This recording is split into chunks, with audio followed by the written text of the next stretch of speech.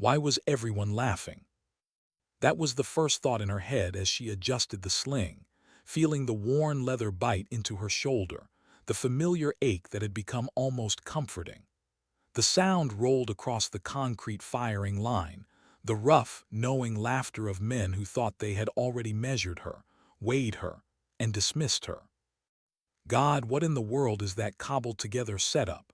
someone jeered. The voice was sharp, loud, designed to carry. She kept her eyes downrange, not at him, not at them, not at anyone.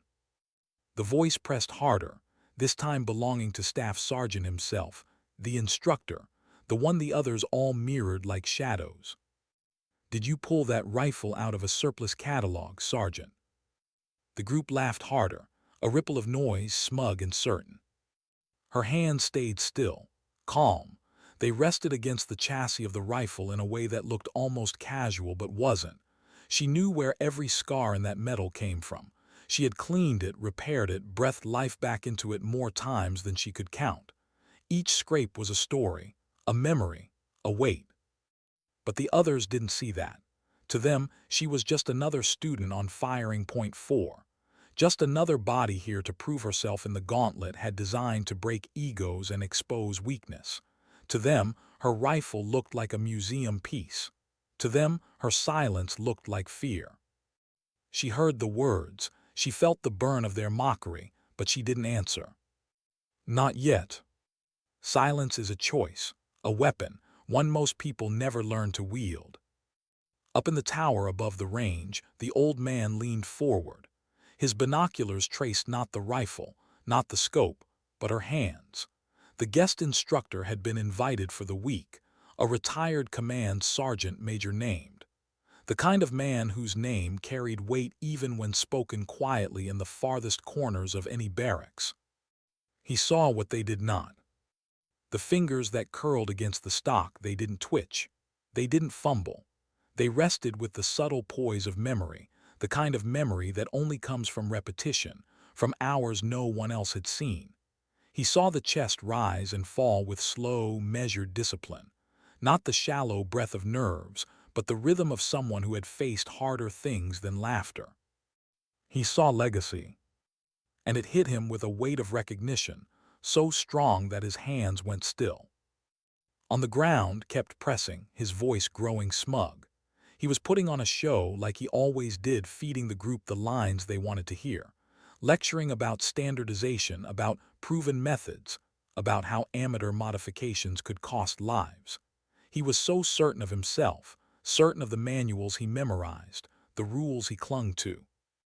The others nodded. Of course they did. The gatekeeper of their certification had spoken, and to oppose him would be to risk your own standing. Better to laugh, better to fall in line.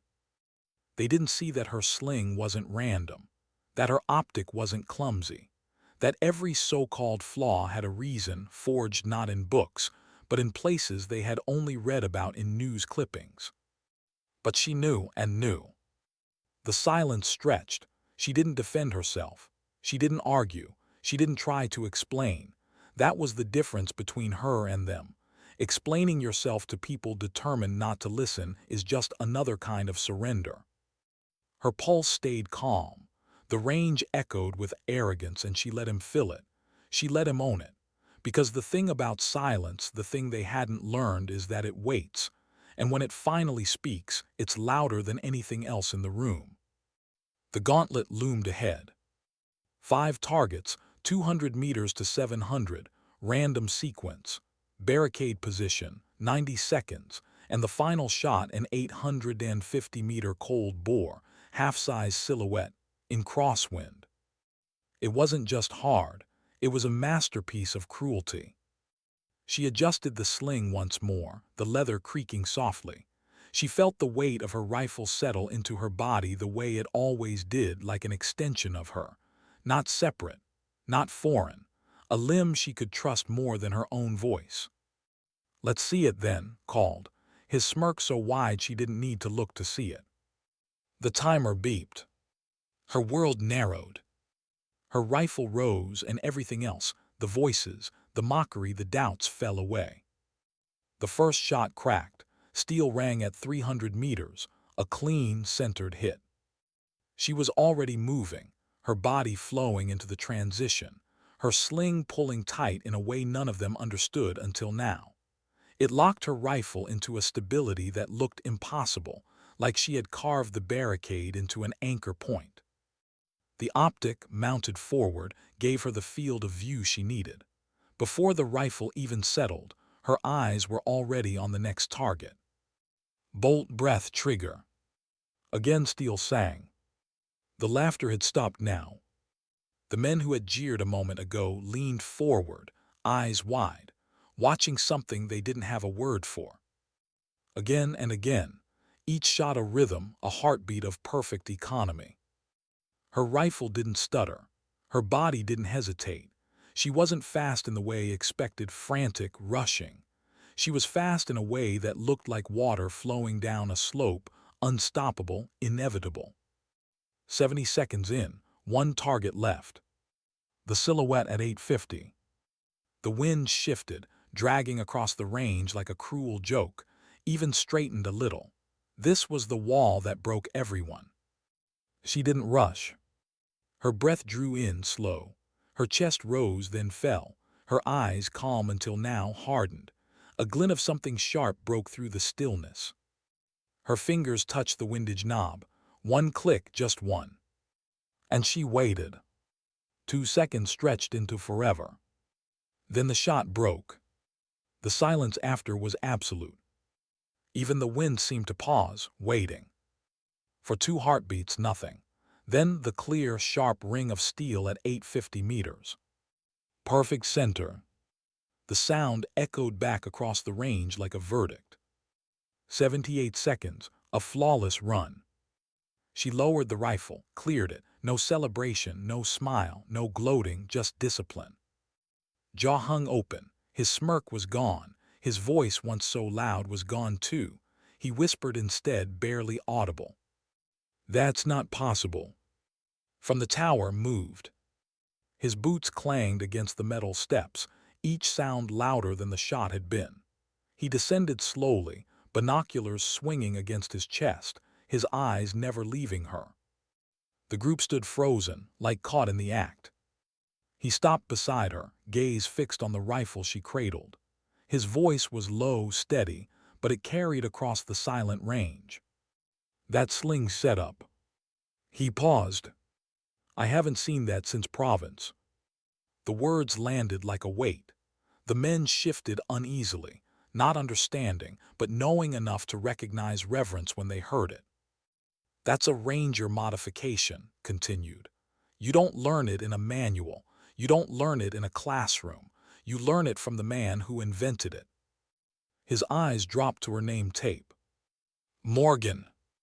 The world seemed to hold its breath. Sergeant First Class Morgan, the man who had saved an entire platoon in Shock Valley with that very technique. The man whose story was told in hushed tones, half myth, half memory. His voice softened just slightly. "He told me once he was teaching it to his daughter." And now here she was. Not explaining herself, not defending, just proving. Squared his shoulders, turned to face. His voice rose now, carrying command that could crush stone. "You mocked what you didn't understand. You judged what you couldn't see. And you forgot the first rule of professionalism, humility." Flinched. The group looked between them, shame flickering in their eyes. Then turned back to her.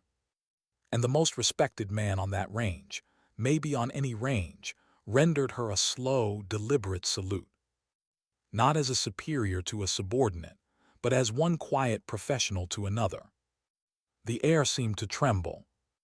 And in that silence, every man present understood a truth that no lecture could have taught them. Skill doesn't need to announce itself.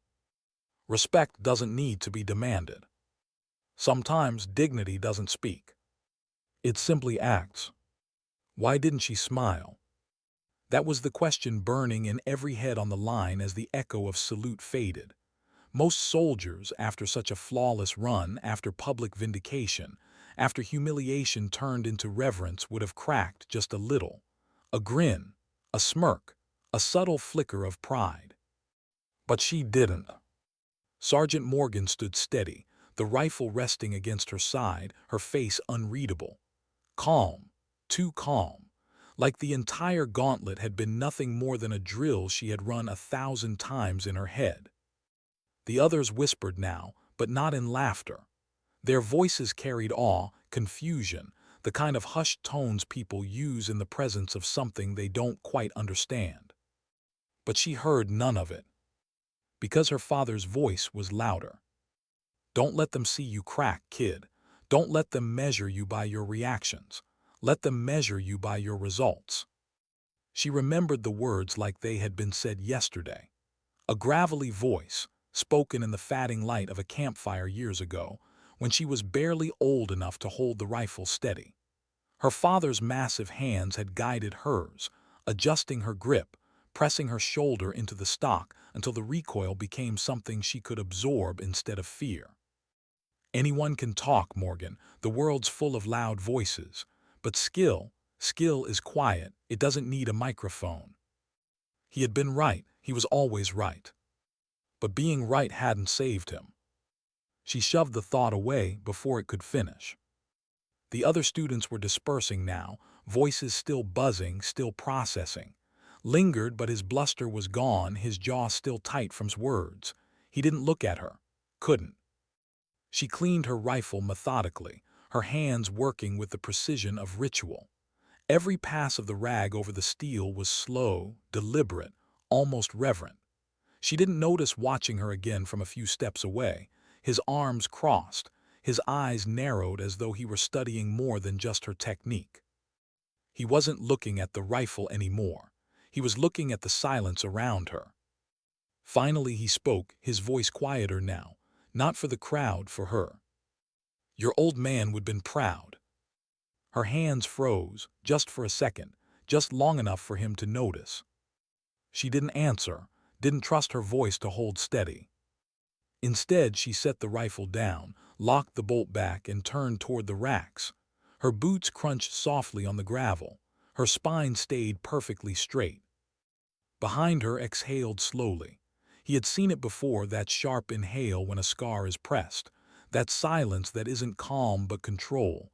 He didn't press further, not yet. Because silence has its own story, and hers was heavy. That night back in the barracks, she lay on the narrow cot staring at the ceiling. The lights were dimmed, the muffled sounds of other soldiers drifting like static through the walls. Laughter from one room, music from another, the clatter of boots in the hallway. But for her, the world was quiet. Too quiet. Her hand rested on the sling, draped across her chest like a second skin. She traced the worn leather with her fingers, feeling every nick, every crease. The sling wasn't standard issue. It wasn't even supposed to exist anymore. Her father had made it for her years ago, back before she joined, back before she wore the uniform that now carried his name like a burden. She remembered the day he handed it to her. His face had been harder than usual, his eyes darker. This isn't for show, this isn't for bragging rights. This is survival. One day you'll need it, and when you do, you'll understand why I rigged it this way. She hadn't understood then. She was too young, but she had trusted him always. And now every time she looped it around her, she felt him, his presence, his weight, and his absence. Because Morgan wasn't here to see her run the gauntlet. Wasn't here to salute her. Wasn't here to tell her, you did good, kid. He had died before she enlisted, before she could prove she had listened, learned, remembered. She had joined not to escape his shadow, but to carry it, to keep alive the pieces of him that the army never wrote down, that the manuals never captured. But carrying a shadow is heavy, and tonight the weight pressed down harder than usual. She closed her eyes, forcing her breath steady, but her father's voice still came. The same lesson over and over. Don't let them see you crack.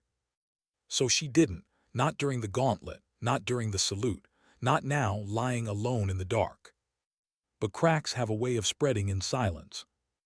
The next morning the whispers followed her into the mess hall. Conversations dropped when she walked past. Forks paused halfway to mouths. Some of the younger soldiers avoided her eyes completely, like looking at her would make them feel smaller. Others stared openly, curiosity burning in their faces. She ignored them, collected her tray, sat alone. But the silence around her was different now. Not ridicule, not dismissal, something closer to reverence, something almost fearful. She hated it. Respect, when it comes from fear, isn't respect. It's distance. And distance was the one thing she had spent her whole life fighting. Because no matter where she went, she was always the daughter of Morgan, the war hero, the legend, the man whose story was told in whispers in every unit that had ever set foot in Afghanistan. No one ever saw her, only his shadow. And sometimes, she wondered if that's all she would ever be. That afternoon found her on the range again, alone this time. She was prone, scope pressed to her eye, working on precision drills. The crack of the rifle echoed sharp against the mountains, the steel at 600 meters ringing with every hit. He stood behind her, watching for a long time before speaking. "You ever get tired of carrying his name?" She froze again just briefly, lowered her head from the scope, didn't turn, didn't answer. He continued anyway. "I knew him, fought beside him. He was as good as they say. Better, maybe. But I'll tell you something about your father. He never wanted you to live in his shadow." Now she did turn. Her eyes narrowed, voice finally breaking the silence. "You don't know what he wanted for me." Didn't flinch. "No, but I know what he wanted for his soldiers. He wanted them to stand on their own, to take what he taught and make it theirs. Not to copy him, not to worship him, to surpass him." The words hit harder than a rifle's recoil. She clenched her jaw, turned back to the scope, lined up the next shot, fired, steel rang. But her hands trembled afterward. Because deep down she knew was right. Her father hadn't wanted a carbon copy. He wanted her to write her own story, to carry his lessons, yes, but to make them hers. And yet, every time she picked up the rifle, every time she tightened the sling, every time she hit steel at impossible distances, it felt less like hers, and more like his. That was her war, not the gauntlet, not the training, not even combat. Her war was inside, the war between being his daughter and being herself. And she hadn't figured out yet which one was winning. Watched her in silence, the same way he had on the tower. Then, finally, he spoke again, softer this time. "Skill is a gift, legacy is a burden, but the weight you carry doesn't have to crush you, it can steady you." She didn't answer. But that night, lying awake again, those words echoed louder than her father's. And for the first time in years, she wondered, was she living as his daughter? Or was she ready, finally, to live as herself? Why was the convoy slowing down? The question rippled through every vehicle like a jolt of static. Engines hummed low, brakes hissed, the sound of gears grinding echoed through the desert pass. Dust curled up in pale clouds, hanging heavy in the dry Afghan air. She shifted in the backseat, boots braced, rifle laid across her lap. Her body went still. Stillness wasn't just patience anymore, it was instinct. When vehicles slowed in a choke point like this, it rarely meant anything good. "Roadblock ahead," the driver muttered, squinting through the armored glass. "Locals?" the lieutenant asked from the passenger seat. His voice carried the uneasy pitch of a man who wanted to believe it. But she already knew the answer. She leaned forward, eyes narrowing, scanning the rocks along the empty, too empty. No herders, no children, no wandering goats, just silence pressing down like a hand over the mouth. Her breath stilled. Ambush. Her father had described the silence once. If you ever find yourself somewhere loud one second and it goes dead the next, trust it. It means the world's holding its breath, and something bad is about to happen. Her grip tightened on the worn sling. The first shot cracked a heartbeat later. It wasn't at their vehicle. It wasn't at anyone in particular, just a probing shot designed to see who flinched. The ridge lit up. Automatic fire raked across the column. Bullets sparked against armor, the hiss of RPGs trailing smoke through the sky. Soldiers shouted, ducking low, returning fire in short, panicked bursts. The air filled with grit, smoke, and chaos. She moved without hesitation. Door open, rifle up, scope to eye. Her breathing slowed, not sped. The firefight compressed in her mind, every sound muffled, every motion deliberate. She found the first muzzle flash 300 meters up the ridge, adjusted, fired. The steel ping of training was gone, replaced by a dull, meaty thud, but the rhythm was the same. Bolt, breath, trigger. Again and again.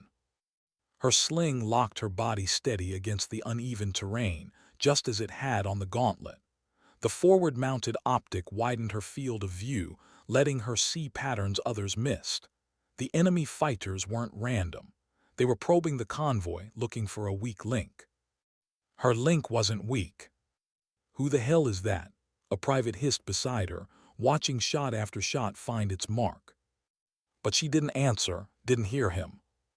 The world narrowed again, rifle, breath, target. A burst of fire cut close, snapping the air near her head. She ducked, rolled behind a slab of broken concrete, heart hammering once, only once, before discipline snapped her back. She peeked, exhaled, found the source. 400 meters, firing from behind cover. One-click windage, just like the gauntlet. Her shot broke. Silence from the... But the fight wasn't over, not yet. "RPG," someone shouted. She swung hard, scope tracing smoke curling from a launcher. Her finger squeezed, too late. The rocket screamed overhead, slamming into the second vehicle. Fire bloomed, the blast rocking the ground, screams cutting through the chaos. She froze for half a heartbeat. The sound tore at her, the kind of sound that dragged memories with it. Her father's convoy, Shock Valley, the stories she'd heard but never wanted to picture. Men torn apart, the smell of burning. She clenched her teeth, forced it back, forced herself into the present. Another fighter stepped from cover, reloading his launcher. She didn't give him the chance. Her shot punched him back into the rocks, launcher clattering from his hands. The firefight dragged on, but slowly, too slowly for the enemy, the tide turned. Her steady rhythm cut their momentum, picked apart their leadership. The rest of the convoy, voices rising, discipline pulling them back from panic. Suppression fire carved into the ridge. Vehicles repositioned. Soldiers bounded forward, clearing angles. Minutes stretched into an eternity, then at last silence. But this silence wasn't the dangerous kind. This silence was aftermath. She lowered her rifle, chest rising now, breath heavier than she wanted it to be. The sling cut into her shoulder, her hands trembling just slightly as the adrenaline ebbed. Around her the others began to murmur, voices shaken, awed, words like sniper, machine, damn near saved us all. But she heard none of it, because all she could hear was the sound of the explosion replaying in her head, the screaming, the smell of burning metal and flesh that still clung to the air. She looked at her hands. They were steady again, too steady, like her body had learned to bury the tremors deep inside where no one else could see. And once again she thought of her father. Was this what he had felt, standing steady in chaos while the world burned around him, carrying the weight of survival, not just his own but everyone else? And if so, was this really the legacy she wanted? That night the convoy limped back to base. Medics rushed the wounded, mechanics swarmed the burning husk of the second vehicle. Debriefs buzzed with tense voices, accusations, praise. But through it all she stayed quiet. Found her again, not on the range this time but in the motor pool, sitting on an ammo crate, rifle across her knees. Her face was blank, eyes distant. He sat beside her without a word. For a long time neither spoke. The air smelled of smoke, oil, blood. Finally he said, You kept them alive today." She shook her head. "I didn't keep all of them alive." His jaw tightened. He looked at her, really looked. "You think your father never lost anyone. You think saving a platoon meant no one died. That's not how this works." She didn't answer. He leaned closer, his voice dropping. "The measure isn't whether you save everyone. It's whether you stand your ground when everyone else is breaking. And you did." She closed her eyes, the words heavy. Because deep down she didn't feel like a savior. She felt like a survivor. And survival, in its own way, can feel like failure. But survival was also the only thing that let you fight again tomorrow. She opened her eyes, exhaled, and said nothing. Because silence, once again, was all she had. Why wasn't anyone giving orders? That was the thought that struck her hardest as the patrol staggered into cover, pinned by gunfire in the jagged valley. They had been ambushed again, not as sudden or overwhelming as the convoy hit, but precise, coordinated, like the enemy knew the terrain better than their maps. Rounds cracked and ricocheted off stone. Dust filled the air, choking and blinding. Men shouted, ducked, fired back in bursts that felt more desperate than disciplined. The lieutenant was down. Not dead, not yet. A round had torn through his shoulder, spinning him against the rock. He clutched the wound, teeth bared in pain, his voice breaking into incoherent commands that no one could follow. The platoon sergeant tried to rally them, but his radio was dead, hit in the first volley, the antenna bent, wires sparking. And so the squad looked around, eyes wide, seeking something steady, someone steady. That someone wasn't supposed to be her. But steady was all she knew how to be. She pressed herself flat against the ridge, rifle angled upward, eyes scanning. Her heart hammered once, twice, then slowed like it always did. She marked 3 positions, saw the pattern in the fire, saw the flank coming before the others even realized they were being herded. If she didn't act, they'd be wiped out. She closed her eyes for half a beat, heard her father's voice. Sometimes leadership isn't about wanting it. It's about the silence that follows when no one else speaks. She opened them again, and for the first time in years she broke her silence. "Cover left, you shift right. Machine gun on that ridge, suppress it." Her voice wasn't loud, but it was sharp, certain. It cut through panic like steel. The men obeyed without question. They didn't even think. Her tone left no room for hesitation. She swung her rifle, fired. One target down, adjusted, fired again. The machine gun fell silent. "Move now," she barked. "Bound in twos, I'll cover." They moved. It wasn't chaos anymore. It was rhythm, her rhythm. Bolt, breath, trigger. Every shot bought them a few more meters. Every command pushed them closer to an angle where the ambush broke apart. They reached better cover, the kind that gave them leverage, the kind that turned prey into hunters. And just like that, the momentum shifted. The enemy's fire faltered. They hadn't expected resistance this sharp, this precise. When the squad's grenadier found his mark, the ridge erupted in smoke and screams. The return fire dwindled, then died. The silence after was jagged, not the calm kind, not yet, the kind that carried blood and shock with it. They had survived, barely. Her chest rose and fell, heavier now. The sling bit into her shoulder, her hand stiff around the rifle. She looked around, saw the men catching their breath, wiping blood and sweat, looking at her. Not at the lieutenant, not at the sergeant, at her. She felt the weight of it, that unspoken acknowledgement, that dangerous recognition. She wasn't just the one who had saved them with her rifle anymore. She was the one who had led them out. That night they in the ruins of an abandoned compound, walls pocked with old scars from wars no one remembered anymore. The wounded were treated as best they could. The radio finally repaired enough to reach higher command. Would come, but not soon. She sat apart from the firelight, rifle across her lap, cleaning it again. Ritual, always ritual. One of the younger privates approached, hesitant. He shifted his weight, cleared his throat. "Sergeant, how did you know what to do? I mean—" He stopped himself, cheeks red, realizing the question sounded childish. She didn't look up, wiped the carbon from the bolt, ran the cloth down the barrel. Finally, she said quietly, "You don't always get to wait for orders. Sometimes, you just have to be the one who doesn't break."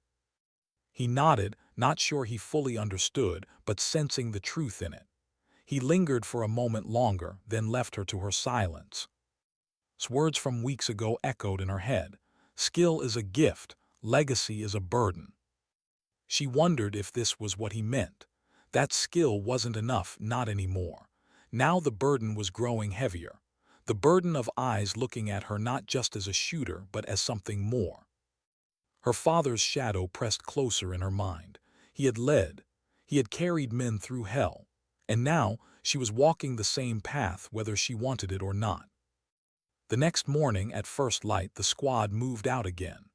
The terrain was unforgiving, the silence of the valley broken only by the crunch of boots and the occasional squawk of the damaged radio. They were headed for extraction, but the way was long and danger was constant. Halfway through the march, they heard it again, the shift in air, the too-perfect stillness. Her hand went up before she even thought. Fist closed, halt. The squad froze. She scanned the ridges, her breath steady, heart slow. Her optics swept across shadows, brush, rocks. Nothing moved, too much nothing. She whispered, just loud enough for those nearest to hear. "They're here." The squad themselves, rifles rising, but this time they weren't panicked. They were listening. Because her silence, broken only when it mattered, had become its own kind of authority. And in that moment, Sergeant Morgan, the quiet professional, the daughter of a legend, began to realize she wasn't just carrying a legacy anymore. She was building her own. Why wasn't coming? That question echoed like a curse as the sun bled low over the mountains, painting the valley in copper and fire. The squad had been promised extraction within 24 hours. It had been 48. Supplies were thinning. Ammunition counted in single digits, and the radio hissed more static than words. The men were worn thin, lips cracked, eyes sunken, movements stiff, but no one dared say the word out loud. Abandoned. She sat against the crumbling wall of the compound, rifle across her knees, scope still capped, watching the ridges, waiting, because waiting was survival. Her eyes scanned the shadows with the same patience she had carried her whole life. But patience couldn't erase reality. They were running out of time. And then, like the world had been listening, the first mortar fell. It whistled through the sky, a high, tearing scream that cut every thought short. The impact shattered the far wall of the compound, spraying stone and dust. Men ducked low, hands covering heads, curses breaking into shouts. Another mortar, closer. The air filled with grit, smoke, fire. The ambush wasn't random this time. It was deliberate, coordinated. The enemy knew they were stranded, knew they were bleeding out, and they had come to finish it. Automatic fire raked the outer wall. Grenades thumped in the dirt. Shadows swarmed the ridges, voices shouting in a language half the squad didn't understand, but every one of them knew too well. The compound shook. The men broke into frantic motion, some firing, some scrambling for cover, some clutching wounds that hadn't healed from the last fight. She didn't move at first. She breathed once, twice, felt the sling dig into her shoulder, then rose. "On me," she called, her voice sharp, cutting through chaos. They looked at her, just for a second, and then obeyed. Because by now they knew. She climbed to the highest part of the wall, rifle pressed tight, scope cutting through smoke. The first target appeared, muzzle flash on the ridge. She fired, dropped, shifted. Another, another. Her rhythm was back, bolt, breath, trigger. The squad steadied with her. Machine gun teams set up. Grenadiers adjusted. Suppression fire thickened the air. They were still outnumbered, still but not broken. Not while she stood above them, steady and certain. Then came the crack that changed everything. The mortar pit. She saw it through her scope, nearly half a kilometer out, dug into a slope. The crew worked fast, steady, shells feeding into the tube one after another. As long as it stayed alive, they'd be ground to pieces. She adjusted, clicked windage, found the first crewman. Fired, he dropped. Another took his place. Fired again. But there were too many, too fast. Her magazine clicked dry. She reloaded smooth, calm, but the math was already against her. For every one she dropped, another replaced him. And then a shell arced high. She tracked it with her eye, calculated the line. It wasn't aimed at her position. It was aimed at the courtyard, at the cluster of wounded huddled beneath tarps. Her chest went cold. There wasn't time to warn, wasn't time to evacuate. There was only one option. She tore the sling from her shoulder, grabbed the tube strapped to her back, a flare gun, their last line for signaling air support. But the sky was empty, no friendlies near enough to help. Unless she used it differently. Her mind raced. She could fire it into the pit, maybe blind them for seconds, maybe enough to stall the shell. But she would have to stand, exposed. Her father's voice came again. Sometimes you don't get to be safe, kid. Sometimes you're the wall everyone else hides behind. Her hands didn't shake. She rose, full silhouette against the sky, rifle slung, flare gun leveled. The enemy saw her instantly. Fire tore the air around her, stones exploding, dust blinding. She fired the flare. It streaked like lightning, screaming across the valley, straight into the mortar pit. The world bloomed red. The crew staggered, blinded, dropping the shell mid-load. It exploded prematurely, tearing the pit apart, silencing the tube in one deafening blast. Cheers rose from the squad, relief, awe. But the fire hadn't missed her. She felt it, hot iron slamming through her side, spinning her backward, dropping her hard against the wall. Her breath ripped out, vision narrowing. She clutched her ribs, warmth flooding under her hand. The world blurred, dust, smoke, faces shouting her name. But all she saw was sky. And for the first time in years, she thought she saw her father. Not the hero, not the legend, just a man looking at her with that same tired pride he used to carry after long days on the range. "You did good, kid," his voice seemed to say. Her vision dimmed, her chest burned, but she held on, teeth gritted, breath hissing. She wouldn't let go, not yet. Because the fight wasn't over, and she wasn't done. Medics pulled her down from the wall, hands pressing against her wound, voices frantic. She heard them, faint, distant. Heard the crack of rifles still firing, the dull thump of grenades, the shouts of men holding the line. And then she heard something else. Her name. Not her father's, hers. "Morgan, Morgan, stay with us." And for the first time she realized they weren't just calling her by his name anymore. They were calling her by hers. Her fight, her sacrifice, her legacy. The darkness pressed close, but even as it swallowed her, she knew something had changed. Not in them, in her. Why was the room so quiet? That was the first thing she noticed when her eyes opened again. No gunfire, no dust, no screaming. Just the sterile hum of machines, the faint beeping of monitors, the muffled voices of medics moving beyond the curtain. The ceiling above her wasn't the sky. It was white, too white. She turned her head, groaning at the stiffness, the sharp burn along her ribs. A bandage wrapped tight across her chest. Tubes and wires ran from her arms. Her body felt heavy, weighted, like gravity had doubled. She remembered the wall, the flare, the explosion, the sudden heat tearing through her side, the sky fatting black. And then nothing. Now she was alive, barely. She closed her eyes again, forcing her breath steady. But steady wasn't easy anymore. Not with the weight pressing into her chest, not the bandage, not the pain, something deeper. The silence didn't feel like calm now. It felt like a reminder. Because silence meant she had survived. and others hadn't. The curtain pulled back, stepped in, boots clicking softly on the tile. His face was lined, eyes shadowed but steady. He stood at her bedside like a man standing at attention, not out of formality, out of respect. "You're awake," he said simply. She managed a nod. Her throat was dry, voice barely a whisper. "How long?" "3 days." Her eyes widened.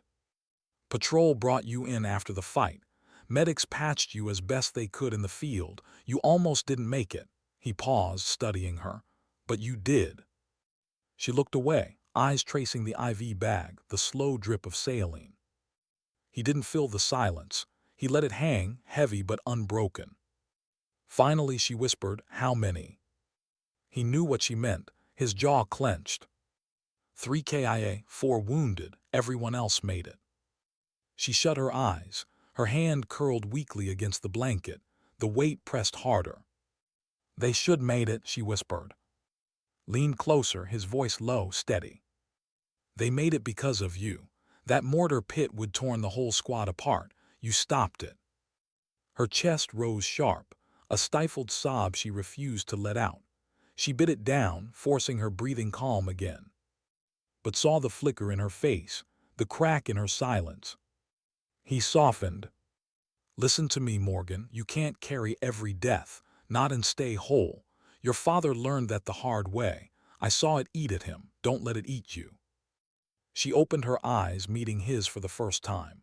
They were clear, unflinching. And in them she saw not pity, not platitudes, truth. She looked away, jaw tight. But the words sank in, deeper than she wanted to admit. That night, alone in the ward, she stared at the ceiling again. Every beep of the monitor was another second alive. Another second she had, that others didn't. She hated the sound. And yet she held on to it. 2 days later she was sitting up, still weak but stable. Her squad filtered in one by one, boots scuffing nervously, faces unsure. They weren't loud, weren't rowdy. They stood quieter, as though the hospital walls demanded reverence. The first private spoke, voice rough. "We just wanted to say thank you. You saved us out there." She shook her head. Her voice was hoarse. "I didn't save everyone." The young man swallowed, his eyes burning. "No, but you saved me." The words landed heavier than gunfire. She had no answer, only silence. But in that silence he nodded, as if he understood. The others followed, each offering quiet gratitude, each leaving her more unsettled. Because she had never wanted their thanks. She had wanted their survival. That evening, another visitor came. He looked different now. The arrogance was gone. His posture wasn't smug but hesitant. He held his cover in his hands, turning it slowly, like a man searching for words. He stopped at her bedside, eyes flicking to the bandage across her chest, then away. "Sergeant," he said quietly, not mocking, not dismissive, just her rank plain and even. She studied him in silence. He cleared his throat, voice low. "I heard what you did, the flare, the wall, the pit." He hesitated. "I used to think teaching was about proving you knew more than your students, about never looking weak. But watching what you did, I realize now I don't know half of what I thought I did." He met her eyes. For the first time there was no challenge there, only sincerity. "I want to learn from you."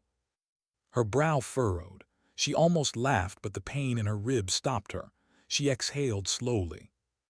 Lowered his gaze, voice softer. "I know I mocked you, disrespected you. I can't take that back. But I can stop being the man who does it again." She looked at him a long time, saw the shift in his shoulders, the weight in his face. Finally she said, "It's not about never looking weak. It's about knowing what to do when you are." He nodded slowly.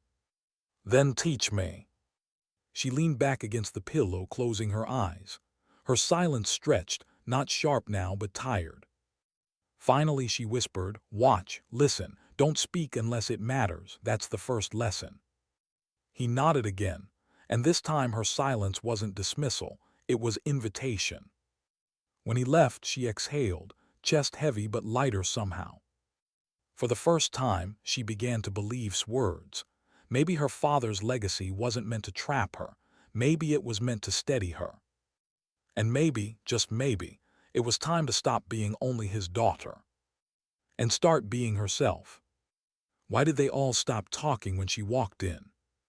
The question cut sharper than any bullet as she stepped back into the briefing room, still stiff from the wound, uniform pressed but across the bandages beneath.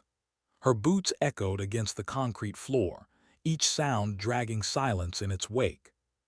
Soldiers filled the benches, notebooks open, rifles stacked against the wall. Their chatter had been a low hum before the door opened. Now it was nothing. Every head turned, every eye followed her. Not with ridicule, not anymore. With something heavier, respect, awe, expectation. She hated it. Not because she didn't deserve it, but because she wasn't sure she wanted it. Her father's shadow had been heavy, but this was different. This was her own shadow growing, stretching, falling across the room whether she wanted it to or not. She sat in the back alone, her rifle resting against her leg. The instructors continued, voices droning about safety, standardization, the importance of discipline. But she barely heard them. Her ears buzzed with the weight of silence pressing in on her. It didn't stop after the briefing. In the chow hall, conversations broke when she passed. In the motor pool, mechanics straightened. On the range, trainees whispered her name like a story already told 100 times. Sergeant Morgan. The one who had silenced. The one had saluted. The one who had stopped the mortar pit at the cost of her own blood. She was legend now, and legends don't get to be ordinary. But she wanted to be. That night she sat alone in the barracks cleaning her rifle. The sling felt heavier in her hands. She traced the worn leather, remembered her father's voice, remembered the firelight. Skill is quiet, legacy is heavy, but silence, kid, silence is yours, use it. She had always believed silence was her refuge. Now it was her crown. And she didn't know which felt worse. The next morning found her on the range again. He didn't announce himself. He just stood beside her, arms crossed, watching as she sent round after round into steel. Her rhythm was unchanged. Bolt, breath, trigger, always the same. Finally he said, "You know they're waiting on you." She didn't look at him. "I didn't ask them to." "That's not how it works," he said quietly. "Leaders don't always volunteer. Sometimes they get chosen, and sometimes the hardest thing is accepting it." She exhaled slow. Her shot cracked, steel rang, echo fading into the silence. "I'm not him," she whispered. Didn't flinch. "No, you're you, and that's enough." His words lingered, sharp as glass. That afternoon, orders came. Deployment again. A larger operation this time, joint forces, multiple squads, a push into territory long held by fighters who didn't give up ground easily. She boarded the convoy, rifle across her chest, body still sore from the wound. Her squad glanced at her, some nodding, some whispering. No one joked, no one doubted. The ridges loomed again. The silence pressed heavy. The memory of the ambush burned in every man's chest. When the first shots rang, panic rippled, but only for a second. Then they looked at her. She didn't speak at first. She didn't need to. She just raised her rifle, steadied her sling, and fired. Steel nerves, clean rhythm. Bolt, breath, trigger. And the squad steadied with her. Her silence spoke louder than orders. But inside, her chest tightened. Not from pain, from the knowledge that every trigger pull drew her deeper into a role she hadn't chosen. The fight raged for hours. Buildings cleared, ridges seized, resistance crumbling only after blood was spilled on both sides. When the dust settled, they regrouped in the village square. The men gathered in a loose circle, dirt streaked across their faces, eyes burning with exhaustion. The lieutenant started to speak but stopped, looked at her instead. The circle waited. Her mouth went dry, her throat locked. She wasn't her father, she wasn't a commander, she was a sniper, a shooter, a shadow. But silence pressed heavier than any order. She exhaled, slow, steady, and finally spoke. "Hold the line, we'll get them out, one step at a time." The men nodded, simple words, quiet words, enough. That night under the stars she lay awake. Her ribs throbbed, her body ached, her mind replayed the day. She felt the eyes, the weight, the crown she hadn't asked for. And she realized something that terrified her. Her father's shadow was gone. This was hers now. Why was she the only one moving forward? That was the thought burning in her chest as the rest of the squad held back, pinned by fire. The village was half rubble, smoke curling from shattered windows, the acrid sting of explosives still burning the air. Enemy fire poured from a fortified compound at the edge of town, cutting every approach. The lieutenant shouted orders that no one could follow. The sergeant cursed into the dead radio. Panic rippled in every face. And then instinct. Her boots moved before thought caught up, slow, deliberate, step by step into the storm. The sling bit into her shoulder. The rifle rose steady. The world narrowed to the rhythm she had carried her entire life. Bolt, breath, trigger. The first shot cut the machine gunner on the balcony. The second cleared the window on the right. The third silenced the ridge beyond. Each crack shifted the fight, turned chaos into rhythm. The squad steadied behind her, fired where she opened the door, moved where she made the path. But the compound didn't break. The heart of resistance was deeper, a courtyard fortified, fighters dug in, the kind of position that chewed through men who tried to storm it. She crouched behind a shattered wall, breath ragged, sweat stinging her eyes. The map in her head unfolded, the angles, the cover, the way the fight would collapse if the courtyard fell. Someone had to cross, someone had to breach. Her ribs ached where the scar still burned. Her hands trembled once, then stilled. Her father's voice whispered again. Sometimes you don't get to choose the weight. Sometimes the silence after is all you leave behind. She tightened the sling, rose, moved. Bullets tore the air, stone exploding around her. She ran low, fast, sliding into cover where no cover should exist, her body flowing with the discipline of years. She fired once, twice, each shot carving open a path no one else could see. The squad followed, not because she ordered, because her silence had become command. She reached the courtyard wall, pressed against it, heard the voices shouting inside, felt the vibration of boots moving. She could wait, could call for air, could let time bleed more men. Or she could end it now. Her father's shadow wasn't there anymore. It was hers now. She vaulted the wall. The courtyard erupted, gunfire, shouts, flashes. She moved with terrifying calm, every motion precise, every shot placed, but numbers pressed, angles closed. A round tore across her shoulder. Another ripped past her thigh.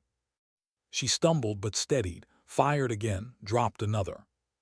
The squad stormed behind her, pouring through the breach she had carved. Grenades arced, explosions thundered. The courtyard collapsed in chaos. And then silence. The fight was over. She stood in the center, chest heaving, rifle lowered. Blood soaked her sleeve, her leg, her ribs screaming with every breath. But she was alive, and so were they. The men looked at her, eyes wide, faces streaked with dirt and awe. The lieutenant stepped forward, words trembling on his lips, but he stopped, because words weren't enough. Instead, he raised his hand, saluted. One by one, the others followed.